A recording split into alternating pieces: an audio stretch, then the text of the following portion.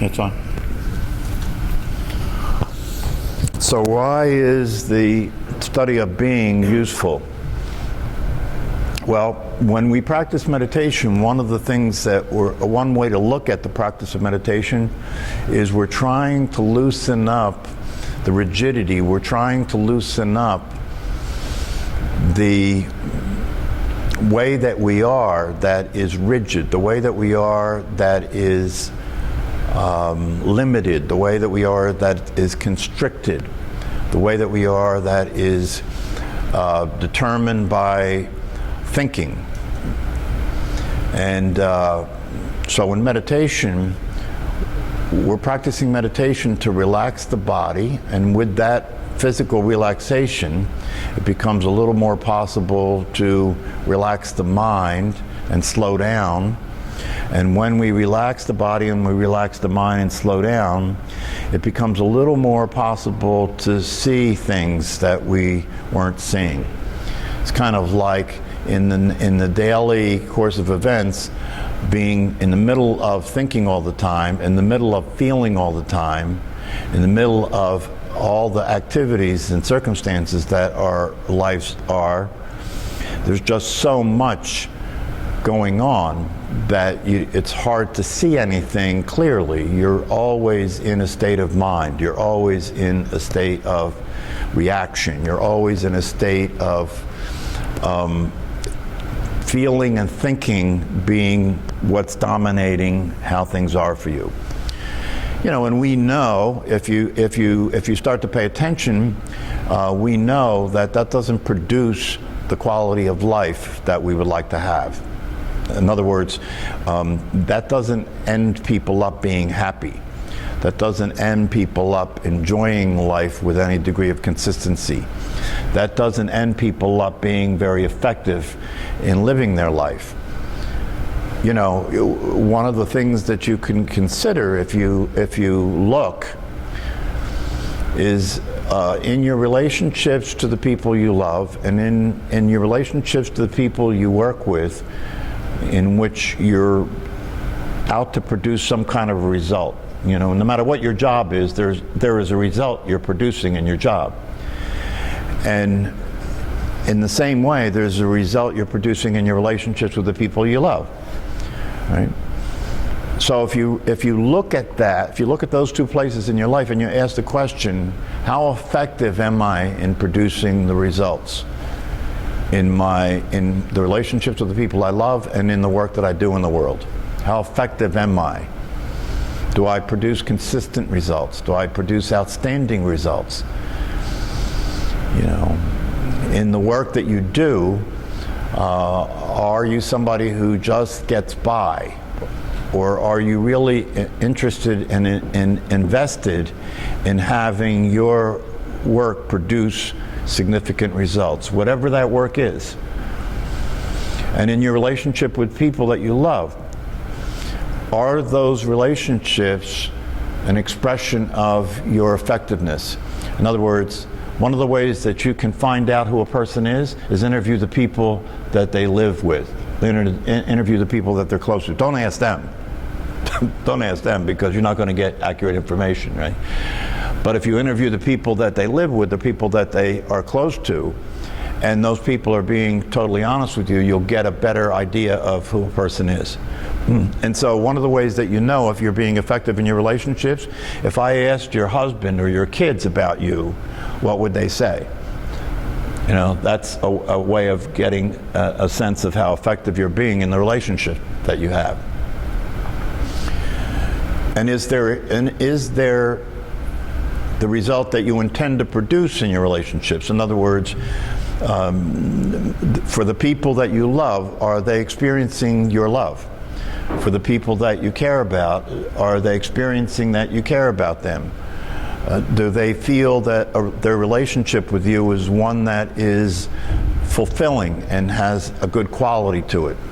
Do they feel good about it? Or is there a lot of conflict in your relationships, whether we're talking about the people you love or the people you encounter every day? Is there a lot of conflict in those relationships? So these things all begin to bring up the whole subject of You know, what's going on? How do we look at all this and understand what's going on? And one of the things that we are dealing with in meditation is we're talking about why do people meditate? People meditate because they want to be happier. People meditate because they want to feel more relaxed. They want to be calmer.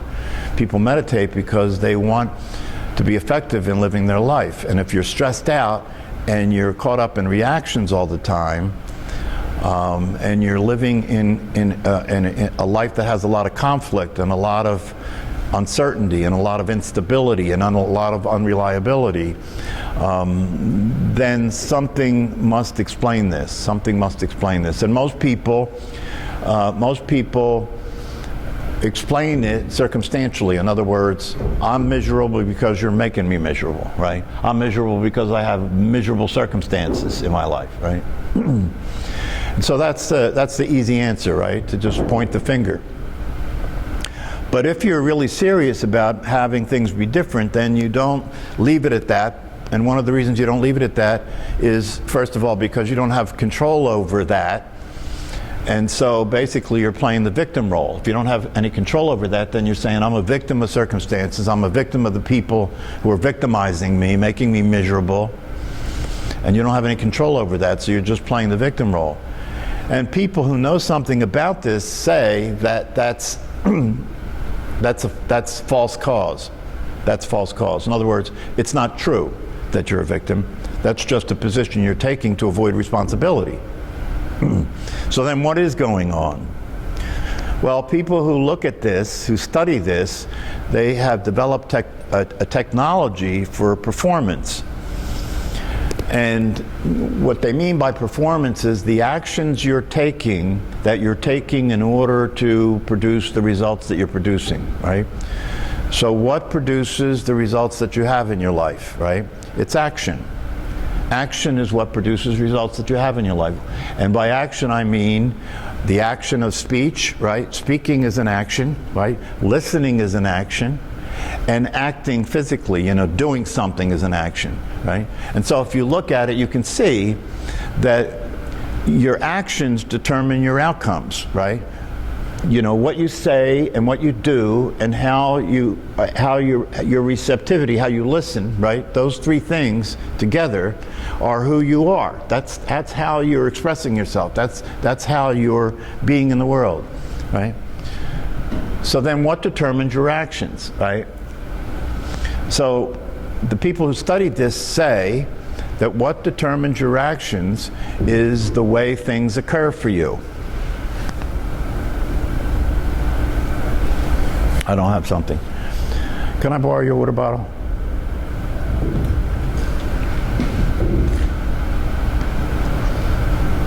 So what determines your actions is the way things occur for you. And one of the things that these people who developed this technology said is there is a relationship between your actions and the way things occur for you.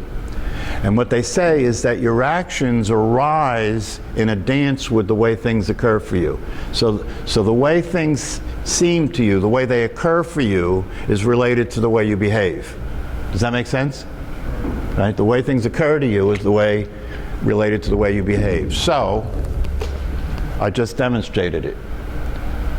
See, when that bottle came at him, the way it occurred for him determined what he did, didn't it? Yeah, and it happened like this, right? The way it occurred for him, the bottle's coming, and his brain was producing an action before he could think about it, right? Because it was that fast, right? But the action got produced, you see? So that's a demonstration of the way things occur for you is in a relationship to your actions, right? So then the question becomes, what determines the way things occur for you?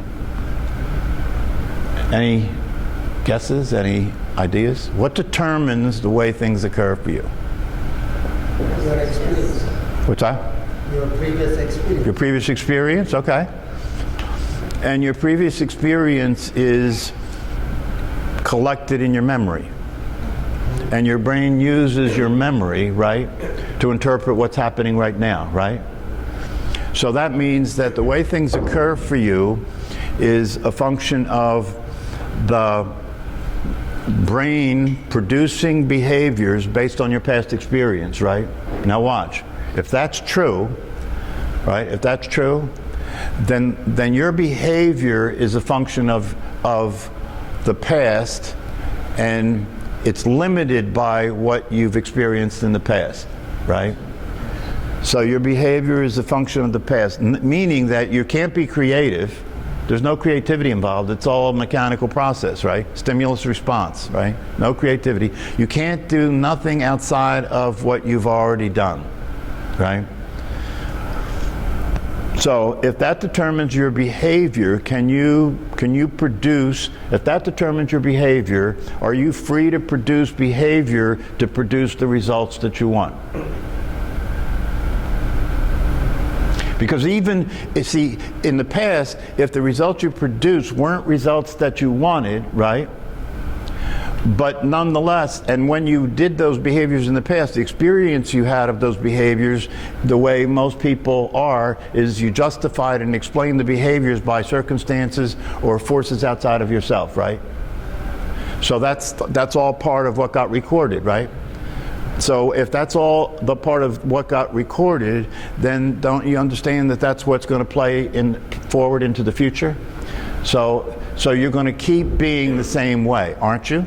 You're going to keep being the same way. There's no way for you to get out of that, right? So how do you get out of that? Because if you can't get out of that, you can't produce any different results than you've already been producing, right? So how do you get out of that? Well, what determines the way things occur for you? If it's only the past experience that you've had, then you're in a closed system, right? But is it possible for something else to determine the way things occur for you? Isn't that what awareness is? What's that? Isn't that awareness? Things happen that maybe you've never had happen before, and you still react in a way that is just spontaneous. Well, you react in a way, you can't act outside of the box. You can't act outside of the system based on what I just said. That the only possible behaviors that you can produce are behaviors that your brain produces in relationship to past experience. That's why Jerry caught that. Because his brain has past experiences of things coming at him, and so it produced his behavior, right? Turn it off somehow. Yeah. Well, you can't turn it off. See, this is related to meditation, because in meditation, right? In meditation, what we're trying to do is relax, right? Relax and see if we can see something we haven't been seeing, right? That's what we're doing when we're learning to meditate. Relax and see if we can see something that we haven't been seeing. So then the question is, what is it that we could possibly see that we haven't been seeing that would make a difference in terms of our actions? Because our actions are what produces the results we're producing in our life. Are you following this? So if the only thing that produces the results in our life is our past experience, then obviously we can't do anything different than we did in the past. You have to realize it's not happening to you, it's happening. Well, that, but when you say you have to realize what's happening to you, who's the you you're referring to? You see, because if it's the you that you've been being in the past, you're still in the system. You're still in the system. And one of the things that makes this a little more complicated to comprehend and understand is that within that system, you can continue to manipulate the variables, right? You can do things, you can do the variables differently. You can do the variables, you can do more of what you were doing in the past to see if that works. You can do less of what you were doing in the past to see if that works. You can change it around, right? But it's still within the same system. So it's still limited. More, different, and better aren't going to produce new, different results. They're going to produce the same results. The results may look different, but they're not going to really be different, right? So, yeah. I see that you have different experiences in your life. The first time a woman has a child, that experience is totally new. So how can she rely on past experiences? Well, because the way the brain works, it's like it will take everything close enough to having a child and use it. So if she, in other words, if having a child is painful, the brain will relate to what do I do when I'm experiencing pain, right? If the child is something that she is looking forward to, all the variables that are still there from the past will come forward to the new situation, right?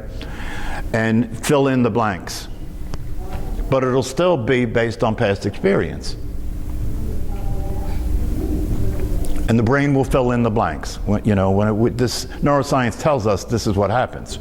You can read something. I don't know whether any of you have ever seen this little experiment, but they can take something that is written in language, and they can take a lot of the letters out, and you can still read it because the brain fills in the blanks. So it'll take whatever's close to what happened, and it'll fill in the blanks, and that's how the person will behave. Right? So this is important to understand, because what I'm inferring by what I'm saying is that this is what's keeping you in the rut. This is what's keeping you repeating the same patterns that don't produce different results, that produce depression and anxiety, because along the way you begin to start to notice that you're not happy, and your family's not happy, and your marriage isn't working, your relationship with your kids isn't working, you hate your job, right? You hate life, right? You start to notice that, and if you're noticing that and you start to look and see what's going on, you see what I'm talking about. You start to see what I'm talking about. So there's another possibility, right? Because what determines what you're doing is based on past experience, right? And the way things occur for you is based on past experience, and the way things occur for you is in a relationship with your actions. It determines your actions, right? And so if what determines the way things occur for you is the past, then there's another aspect of that. What determines the way things occur for you is not just your past, but who you are being. And if who you are being is given by the past, you see, that's another part of the past, isn't it? Who you're being, right? And if who you're being is given by the past and given by your conditioning, then it goes back, then it gets into the other things we've been talking about. If who you're being is you're being a person that's a certain personality, that's a certain way, that has certain patterns, that has certain reactions, that's all given by the past, you see, then who you're being is given by the past. And so who you are is never present. You see, when we talk about meditation, we talk about awareness, we talk about presence. Who you are is never present, because who you are is a past experience playing over again. So it's not happening now. It's reacting to what's happening from the past, and who you're being is not who you are, it's who you were. Do you understand? It's not who you are, it's who you were. Question. Yeah.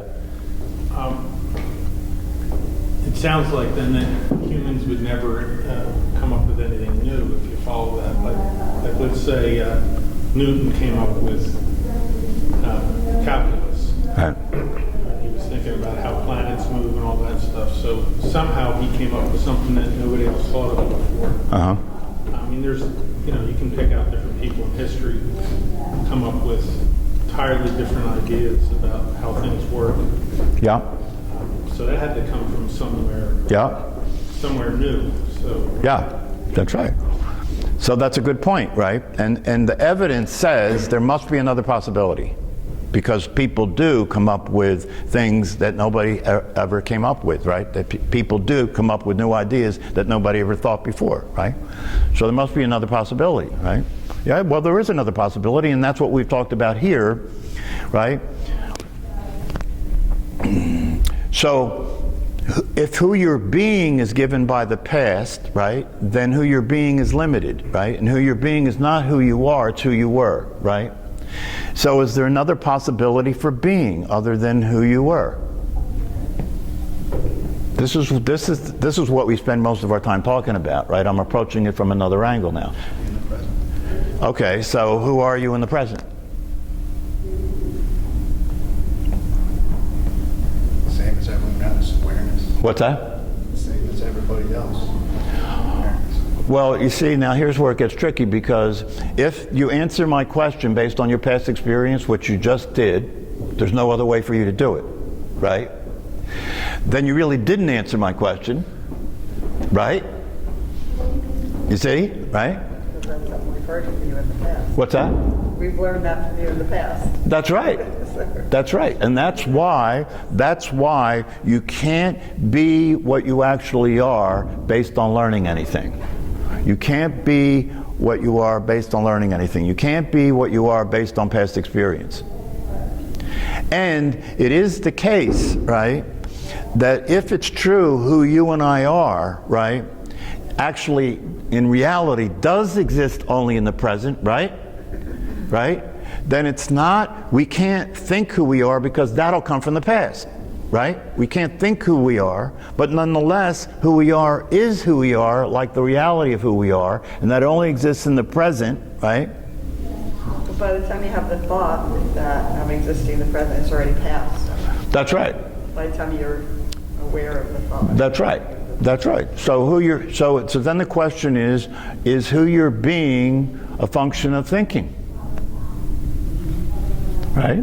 For most people, that's a no-brainer, right? I mean, they may not see that that's the case, but it is the case. Who they're being is what they're thinking, right?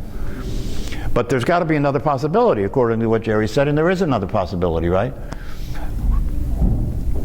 So is it possible for you to see, is it possible to see that who you're being is being given by the past, and the way that occurs is in thinking? Is it possible to see that? Right? It's possible to see that, right? And that which sees that, is that which sees that part of the system it's seeing?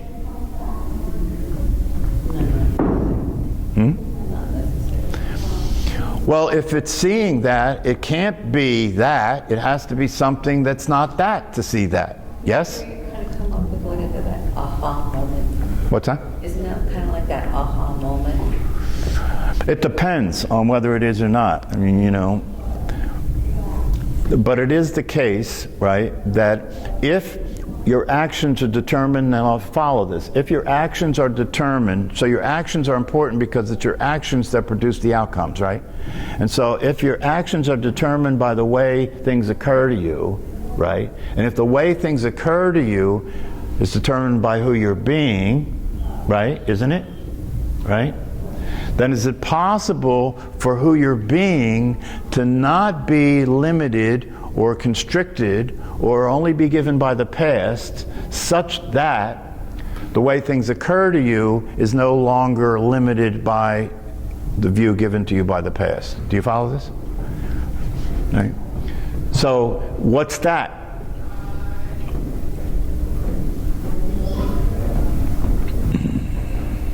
This is thinking outside of, this is the outside of the box, right? So we know that awareness, we talked about awareness, and we say that awareness is got no form, no shape, right? Doesn't exist in time, has no history. Doesn't exist in time, has no history, right? And yet it just is. It's always there, right? It's never not there, it's always there, it just is, right? And then what gives you access to that? Right? Because you're not being that, you're being what you learn to be. You're being the conditioned personality, right? So from the conditioned personality, what gives you access to that which isn't conditioned? What gives you access to that that has no form? What gives you access to that that has no past? And the reason that's important is because if you can experience yourself as awareness itself that has no form, has no past, right, has no history, right, then you're free to be anyway. Your being is not given by the past. You're free to be anyway. And can you see that the thing that will allow you to create new behaviors is freedom to be anyway. And the way you're being is a function of your relationship to the way things are occurring, right? But the way things are occurring, how are things occurring to somebody who's being awareness itself?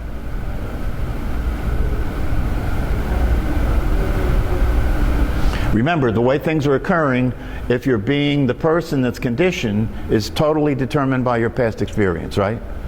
But if you're being awareness itself, that's not true anymore. So now how are things occurring? As they should. Just as they are. So how are they? Universe happening presently. Well, see, the thing is this. What gives you, now this is something I haven't touched on before, but it's really critical. What gives you access to being, what gives you access to awareness, to being awareness, right, is language, isn't it? Isn't that what we're doing? That's what gives you access to being, is language. Even if you look at the ancient history, the ancient traditions like Buddhism, right? What gave people who learned the teachings of the Buddhist teachings or the Taoist teachings or the Zen tradition or any of that, what gave them access to awareness? Two things, right? The teachings and the practices, yes? And is it not the case that the teachings are language? So by using language, you can use concepts to point to something that's not conceptual. Because awareness is non-conceptual, but you can use language to point to that which is non-conceptual, and the pointing to that allows people to follow the pointing in their own in the realm of their own experience in order to discover what you're pointing to, you see. So it's language that gives you access, right? And once you get access to being, and it's possible for you to be present as nobody, as nothing, as no person, now you have freedom to be anybody. So the real, I took a leadership course that's based on this stuff because it's really a matter of leadership. And when I say leadership, it's really a matter of whether you're leading your own life, isn't it? Are you leading your life, or are your circumstances leading your life? Are you leading your life, or is your past leading your life? Are you leading your life, or are your feelings leading your life? Are you leading your life, or is the state of mind you're in leading your life? And so it's a question of leadership. And one of the things I said in this course of leadership is the thing that limits a leader's ability to produce the results they want are the constraints they live under based on the experience they're having of who they are. And the experience they're having of who they are limits how they can be, limits who they can be, and who they can be determines how things occur for them, and how things occur for them determines the actions they take, and the actions they take determines the outcome they get. Does anybody follow this? Yep. Yeah. So can you see so it all comes back to who are you being? Right? And there's really only two possibilities there. You're either being who you ended up being, which is a product of your history and your conditioning and your beliefs and all that jazz, right? And what you learned and what you didn't learn, right? Who you're being is either that, or who you're being is not that, and not that is awareness. Because at any point in time, there's two things going on. There's thought, and there's awareness of thought, right? There's feelings and there's awareness of feelings. So you see the choice becomes very clear when you break it down, right? At any point in time, what's your point of reference? What are you listening to determine what to do? What are you listening to determine who you are?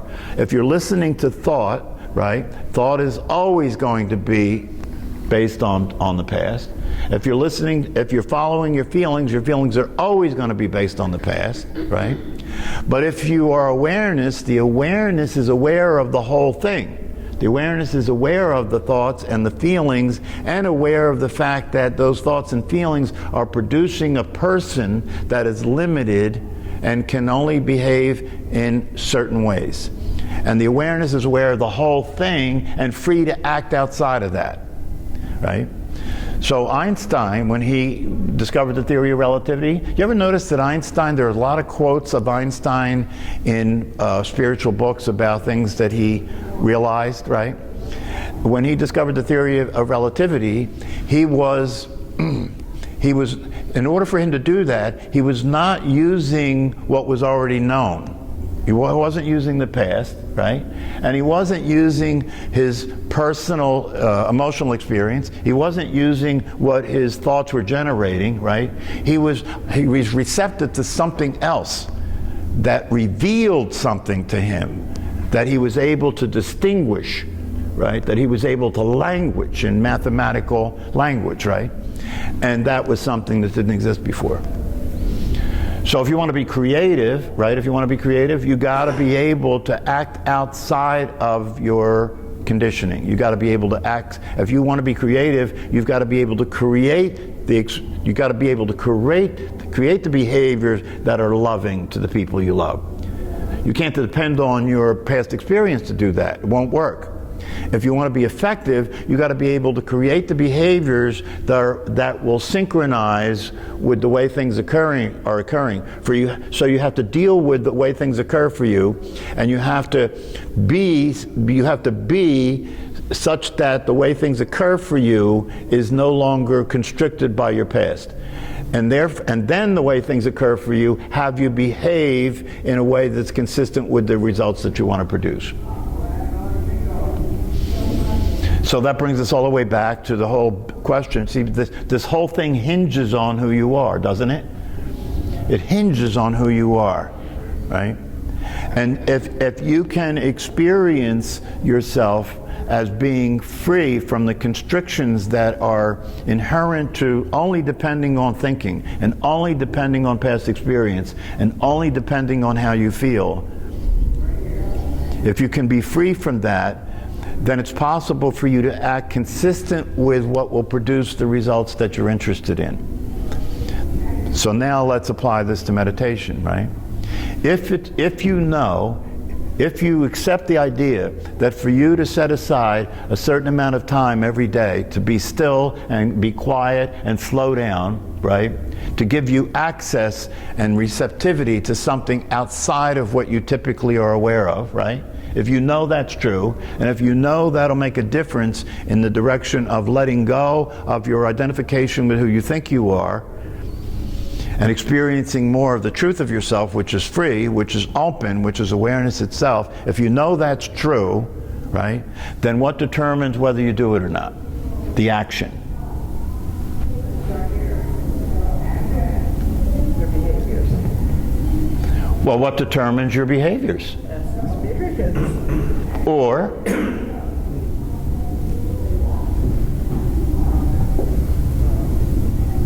I'm not going to say awareness because I don't know. I mean, if you're aware, you don't even have to think about doing it. see, this is the thing. One of the things that I've been saying in here is if the way your life occurs for you starts to become realistic, in other words, you stop lying about it. If the way your life occurs to you starts to be realistic, in other words, you're fessing up to the fact that it ain't really what I like it to be, right? It ain't what I like it to be. The way I experience other people has me behave in a way that's not very nice, right? The way I experience myself has me to relate to myself and behave in relationship to myself in ways that are not very nice. I don't take good care of myself, right? The way I relate to life is not the way I would like to relate to life, right? So if you start to tell the truth and you start to get real and you start to see things as they are, then you're starting to realize the way things are occurring for me, that's determining, right, how I'm being and what I'm doing doesn't work. If you begin to see that, right, and it's really clear for you that that's the case, right, if that's the way it's occurring for you, right, then it wouldn't the fact that it's occurring that way for you have you act in a way that's appropriate to having that not continue? Right? If the way it's occurring to you, is if you're a smoker, if the way smoking is occurring to you, that you're destroying your physical body and you're probably going to end your life sooner, if it's occurring for you that way, right, isn't it the case that you'll probably have trouble smoking? Yeah, because the way it's occurring for you, right? So if the way your life is occurring for you is that it's occurring for you in a way that you can see there are patterns that don't work. You can see that it's futile. You can see that it's never going to work, right? You can see that it's not consistent with your intentions. It's not meeting up to the possibility that you're aware of that could be the way your life is. If that's the way it's occurring for you, right, then would you meditate? Of course. Of course you would, right? Yeah, of course you would, right? So can you see the reason you don't meditate? Too busy. Don't stop and think about it. So based on what I'm saying here, the reason you don't meditate is the way you are occurring to yourself and the way your life is occurring to you, right, is a pretense, isn't realistic, isn't true. You're living, you fall into living in the lie. You fall into living in the way that the thought process and the emotional process is determining the way you're living. The way the thought process and the emotional process is determining the way you're living is, first of all, you're the center of everything. Everything's about you. That's ego, right? And the way you're living is you're trying to just control everything. You're trying to avoid pain. You're trying to get more of what you want and less of what you don't want. And that's the way you're being in life. And life is occurring to you as an opportunity to reject things and to hold on to things and reject things. That's the way life's occurring, right? Rather than life occurring to you as a possibility to realize the truth of yourself and experience that the way you're relating to life, if you're realistic and you're seeing the truth of the way things are, then you're naturally going to do what it takes to have that be different. And it's not necessarily a matter of practicing formal meditation, by the way. It's not necessarily a matter of practicing formal meditation, because what you're doing when you practice formal meditation, what the ancient wisdom teachings were using the practice of meditation for was to help realize what they could see in the teaching. Yes? To help realize if they could see, if the people who got there and experienced the freedom of being awareness itself then said to the students, in order for you to have this experience, first of all you have to get the possibility and begin to follow what's being pointed out in your own experience, right? And that's not going to get the job done because your brain is still going to be producing everything from your past, right? So the next thing you have to do is practice being present in such a way that although that's running, right, that you're not engaged with it. So the thing that's determining the way you're behaving is the thoughts you're having and the feelings you're having, is it not? Yeah. And if that's what's determining the way you're behaving, then your ability to meditate, your ability to do anything consistently that will produce the results that you want is very limited. That's why people hire coaches. That's why sports players hire coaches, because they can't do it.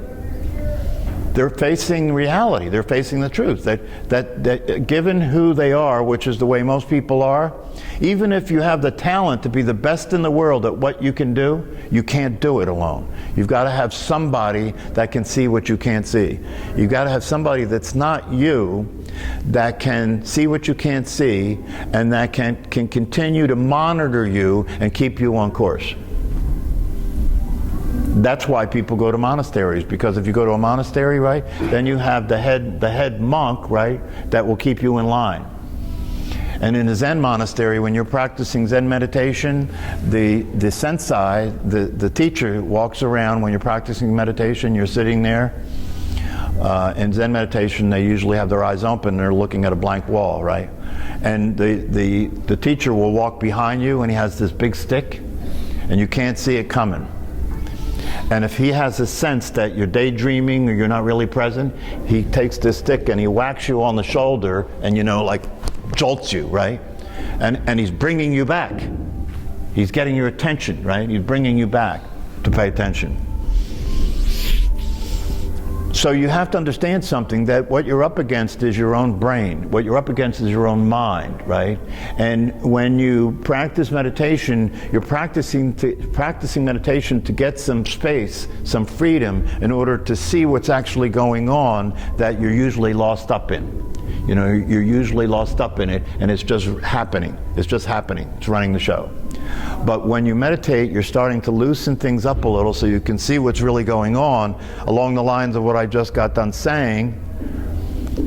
And because you can see what's going on, it is obviously possible not to be the personality, and to experience that the awareness is always there and is always present. But in order to be that, what do you have to not pay attention to?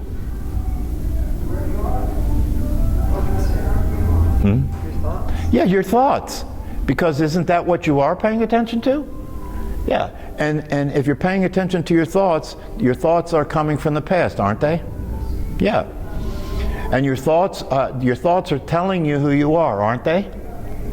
And is it true? Is the you that the thoughts tell you you are who you are? No. So if you keep paying attention to that, what's the chance you're going to experience the truth of yourself? No chance. No chance. So you have to understand that. You have to understand that you have to get a divorce from your thoughts. You have to understand that your thoughts are not necessary. They're not necessary to know who you are. In fact, they will obstruct who you are. They will obstruct the experience of who you are. They will hide it from you. Because you're paying attention to that instead of the truth, the awareness. And the thoughts can't exist without the awareness, can they? No, the awareness is first. Yeah. So if the thoughts, you say we have to get away from our thoughts, but you're not supposed to try. So I know you say pay attention to productive thoughts and let the other ones go, but that's like a constant chore. Oh, I'm sorry. They never stop. I'm sorry. I apologize. See, isn't that? I'm saying that you're trying and you can't try. You just have to be. What you resist persists. That's right. So there's a way. See, the thing is, there's a way to do this, and the way you do this is unlike the way you do anything else. The way you do this is unlike the way you do anything else, right? Because anything else you do, you're doing because the result you want hasn't happened yet, right? So you're doing what you're doing to cause it to happen, right? But in this case, the result you want has happened. So you can't do it that way. But you don't know how to do it any other way, do you, right? That's why Alan Watts said what he said, that the process is one in which where you start from is you try to become what you already are, and you can't do it any other way. There's no way to get around it. You've got to do it that way. You've got to do it that way. And so part of the process of ending up experiencing the truth of yourself is to try. It's actually part of the process. Why? Because you don't know how to do, your brain doesn't know how to do it any other way. Your brain can't computate the idea that it's going to produce a result that already exists. Your brain can't computate that, right? So it'll take that and then turn it into what it already knows. I can't computate that, but I can computate that it doesn't exist, and I can try to become it, so let's do that, because that's all we got, right? So that's what you do. You'll try and become it, right? But as it turns out, when you do experience the truth that's already who you are, right, you realize that you had to try in order to realize that you didn't have to try. Did you see? Can you get that? You actually have to try to find out that you don't have to try. Build experience, try. Because what happens is by trying, and the harder you try, the sooner you'll wake up, right? Because the harder you try, and the more you see your trying isn't working, and the more frustrated you get, right? The sooner you'll give up with that, and it's in the giving up that the experience is available. Because when you give up, you're giving up thinking. You're giving up trying to figure it out. You're giving up trying to do something different. You're giving up trying to do something more of something or less than something. That's the only way the mind knows how to do anything, is to do something more, less, or different, right?